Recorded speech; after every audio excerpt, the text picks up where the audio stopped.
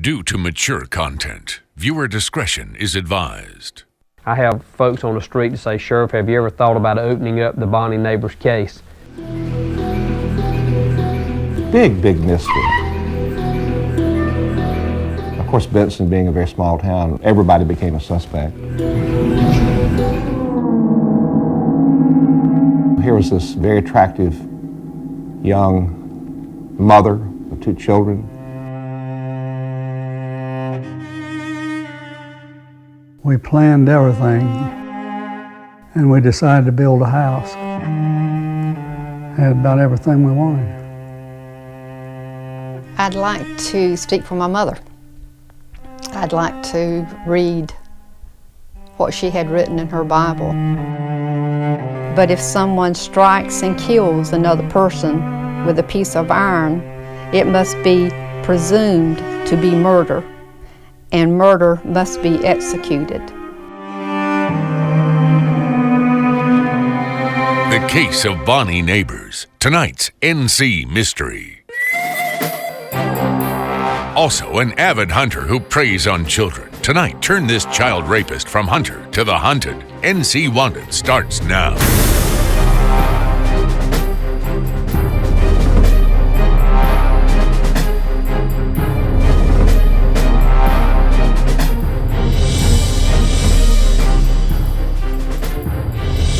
Good evening and welcome to another edition of NC Wanted. The last time we saw you, we promised to deliver the legendary unsolved murder of Bonnie Neighbors from Benson. This case has been the subject of controversy since it happened back in 1972. Tonight, we're pleased to report the investigation has been reopened. Just 31 days ago, Johnston County Sheriff Steve Bizzle formed a cold case squad, naming the Bonnie Neighbors murder its first priority. But before we get to that, we need to tell you about a situation that's about as sick and twisted as it comes. Hunting is a sport as old as man itself. But when the prey turns from wild game to children, hunting takes on a tragic new meaning. Enter James Marvin Johnson of Moore County. He's an avid hunter who police say preys on young girls. He's wanted for 10 counts of first-degree rape, 5 counts of indecent liberties with a child, and 1 count of statutory rape.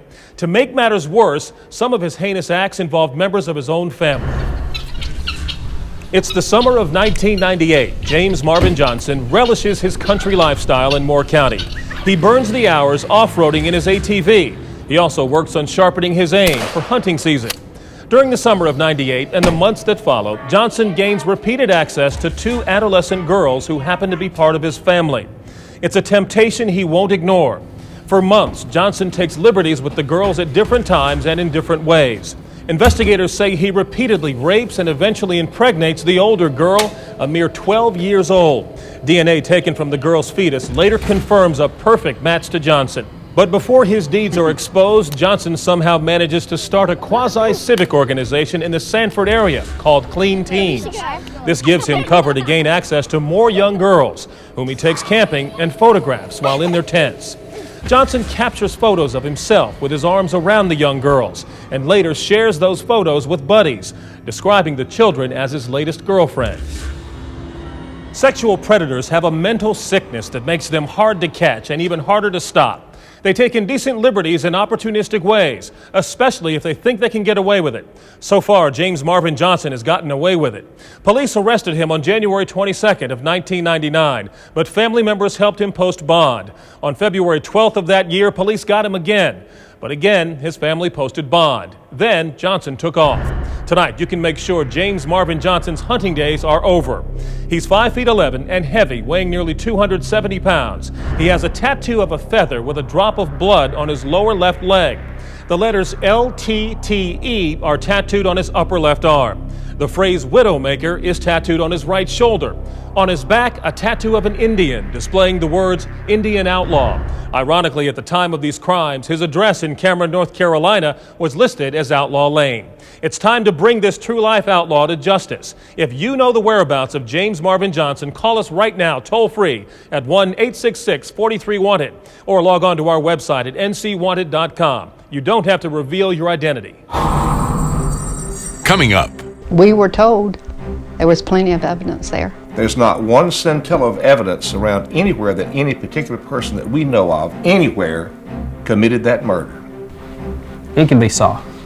Some call it a myth, some call it an outrage. Tonight, Benson residents say they know who killed Bonnie Neighbors and left her crying baby beside her for 3 frigid days. It's a he said, she said in a battle for justice. Tonight's NC Mystery, the case of Bonnie Wheeler Neighbors, is next. Welcome back to NC Wanted. In recent weeks, local media outlets have been reporting new developments in the 1972 unsolved murder of Bonnie Wheeler Neighbors.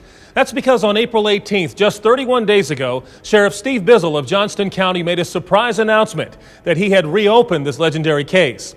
Tonight, you'll hear from family members who are hurt and angry, not just about Bonnie's murder, but about what they say investigators on the ground were telling them back in the 70s, that even though they knew who killed Bonnie, a higher authority was shutting down their investigation.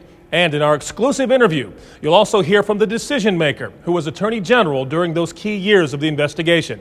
Tonight, he warns people better be careful what they say because reputations are at stake. I remember the last thing that she told me, and she said, "I'm the happiest I've ever been, Rachel. I've always wanted to have another child, and I've always wanted to have a new home, and the Lord has seen fit to give that to me, and I've never been as happy in my life."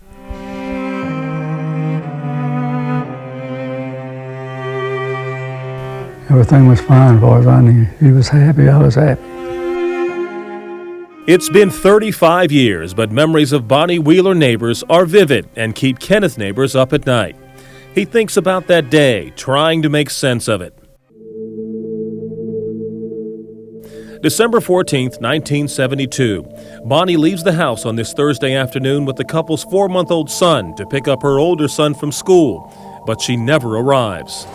Well, she left the house, and according to the milkman, who was just coming by, he was our milkman, she pulled out in front of him real fast, and that was the opposite direction of the school. And from there, I don't know where she went, but she had to have gone somewhere or met someone or something, and the rest of it progressed badly.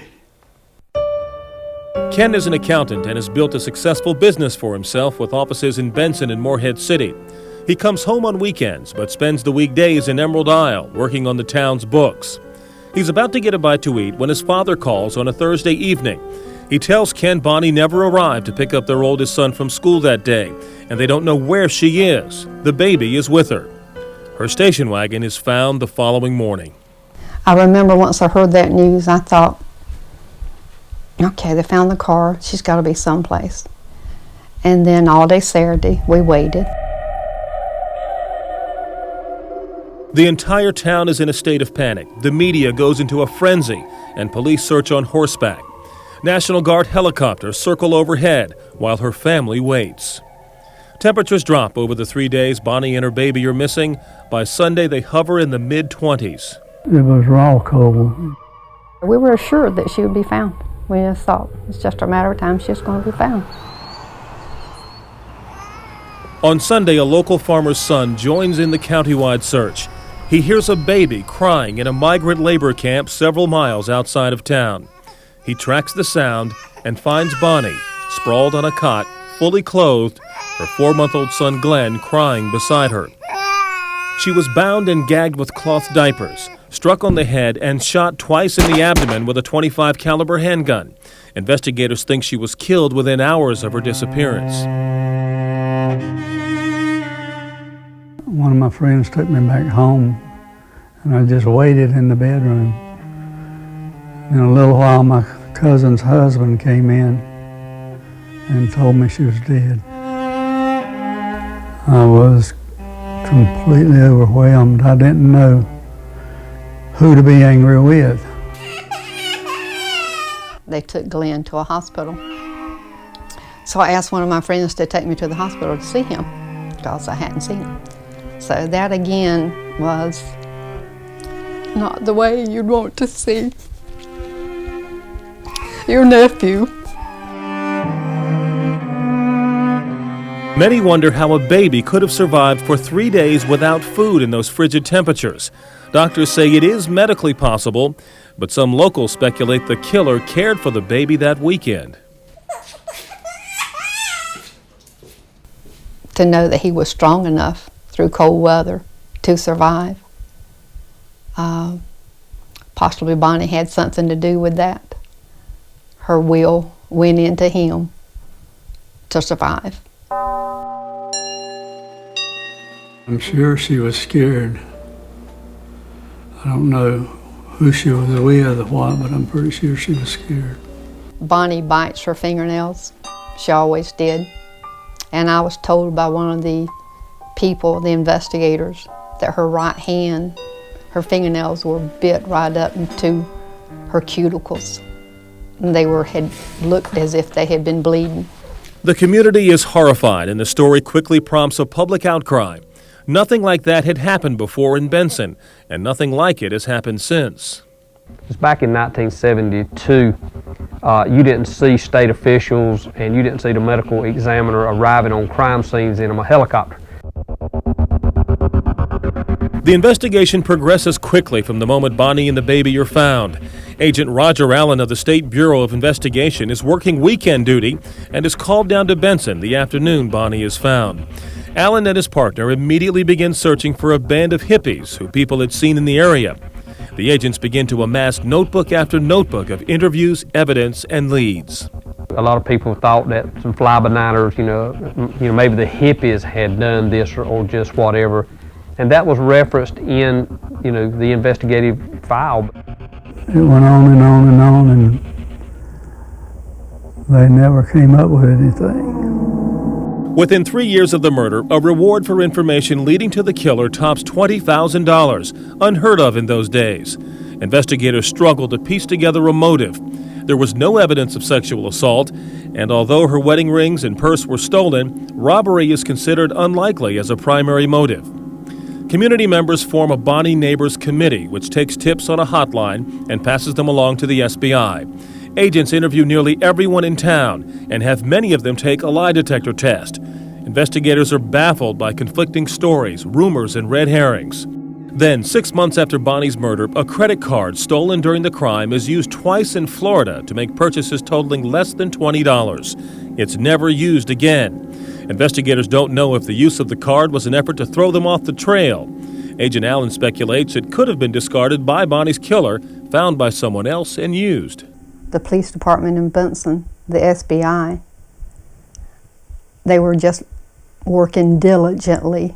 And I know, and I was told, that they worked very hard night and day. They took it home with them to try and solve this. The investigation continues for 2 more years with peaks and valleys and a rotating handful of SBI agents. In the late 70s, then Attorney General Rufus Edmiston forms an unsolved murder task force, motivated primarily by the Bonnie Neighbors case. As Attorney General, part of Edmiston's responsibilities included overseeing the SBI. He remembers getting personally involved with this case while in office. He recently agreed to speak with us about it. Oh, here was this very attractive young mother of 2 children.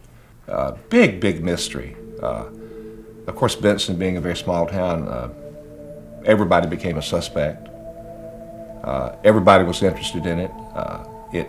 It tore things apart. The task force appointed by Attorney General Edmiston works the case for months, and unlike previous tries at solving it, they focus on a local man. What really sticks in my mind after reviewing the case, reading all of the interviews that were done, one thing that sticks in my mind is the proximity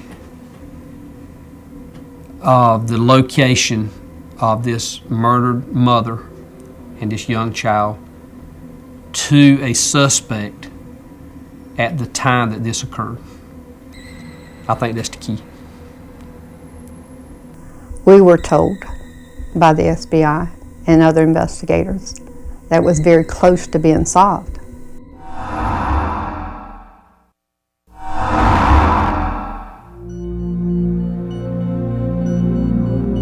It's now the late 1970s, more than 5 years since Bonnie Neighbors was abducted and shot. Her body found in a migrant labor camp in Benson, where she was left to die while her 4-month-old infant cried beside her. The case remains a source of gossip and near obsession in Benson, a source of anguish and frustration for her husband, Kenneth Neighbors.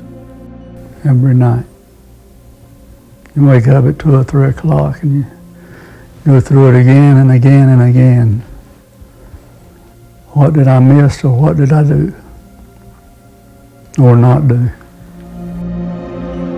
As work on the case and the focus on a local man continues, the families say 2 agents working on the Attorney General's task force, Ron Keene and Wade Anders, come to the families' homes and discuss their progress. The agents told me they knew who did it. Edmiston remembers things much differently. He tells us, quote, "I lost a couple of friends over it. Oh yeah, there was a strong political family down there, and we interviewed one of my supporters' brothers who lived out on this horse farm. And oh, they just came up here on me. Oh, they tore me to pieces, and I never regained their friendship after that, but we had to do it. It was possible he could know something about it," unquote. Edmiston goes on to say he personally asked the local man to take a polygraph, but he refused. And not long after that, tempers flared at a funeral for a wealthy Benson resident during the late 70s. That day at the cemetery, I got cussed out by Bonnie Neighbors' kinfolks for not going hard enough, allegedly, on that individual that they all speculate on. And then at the same damn funeral, his sister-in-law crawled me. And I told that SBI agent beside me, I said, "This ain't worth it, man." I said, "Let's get the hell home. I'm going to have a drink. I'm getting out of this damn little hellhole down here." I said, "This place is worse than anything I've ever seen in Peyton Place or any of them." I said, "I go to a damn funeral, and both of them are on me. I was one of the worst days of my life. I mean, they were just, and then the other side come at me. Anyway, funny. I'll put that in my book someday."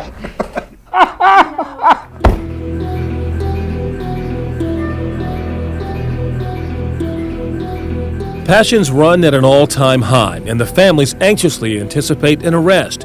Then investigators pay them a visit with some disappointing news. Yeah, it stopped at the end of the week, 1 week.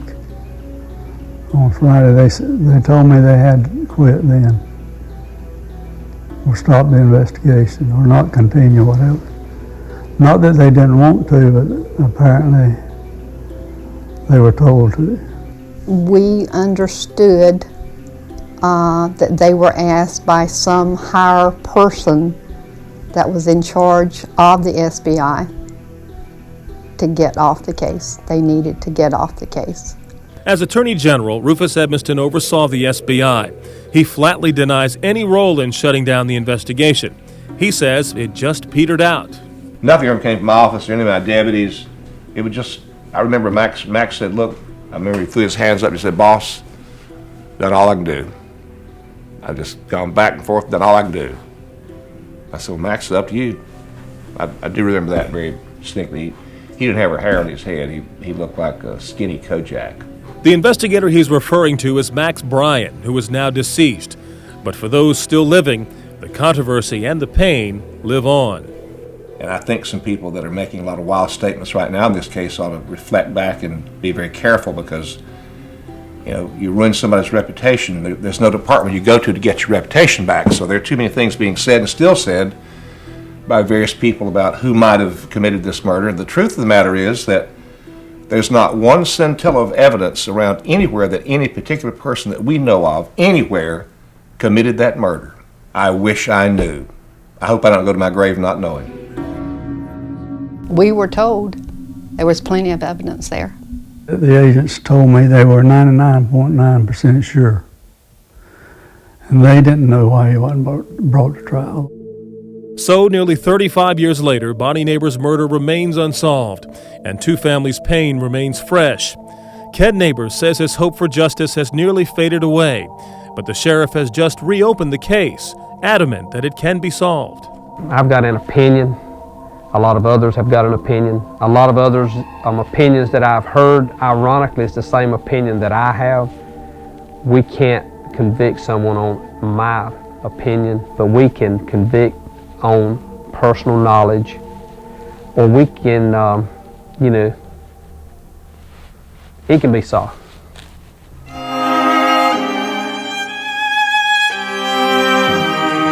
And if the day ever comes that someone is carried off in handcuffs, Ken Neighbors has no idea what he will say after all this time. I don't think I would want to talk to someone who was that cruel to someone. I don't know what I could say that would make me feel better or him feel worse.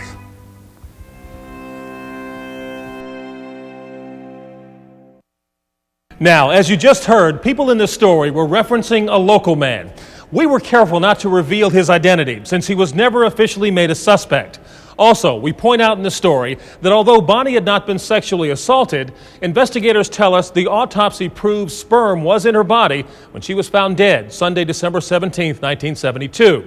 Her husband Ken also confirms that he left town 1 week earlier on December 10th and that was the last time he saw his wife alive. Okay, so where does the case stand tonight?